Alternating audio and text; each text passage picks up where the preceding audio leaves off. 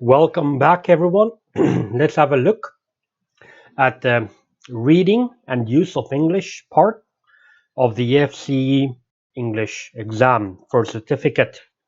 Okay, so this is the first paper that you do on the day of the exam. This is the first paper you do of the exam. Now, the reading and use of English, you have 75 minutes to complete all 7 parts. Now, as you can see, I have 2 different colors, from 1 to 4 and then from 5 to 7.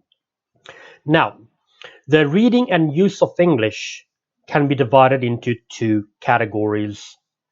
The structure from part 1 to 4 is the use of English parts, your grammar activities, if you want to think of it like that. Now, and then finally, the second part, second category, is the multiple choice, gap text, and multiple matching. The blue part, those are the long reading passages. Okay, so now we are going to look at the more grammar-based part. Part 1, Part 2, Part 3, and Part 4. We will look at the reading section a little bit later.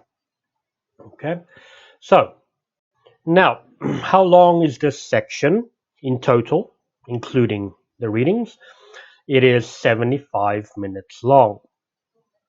How many parts are there? Now, well, 75 minutes long, you have 75 minutes to do all 7 parts, yeah? Okay, so remember that. An hour and 15 minutes to complete the 7 parts. There are 7 parts. From 1 to 4 is reading and use of English. From 5 to 7, those are the reading parts. Okay, and how many questions are there? There are 52 questions in total for the reading and use of English, all 7 parts.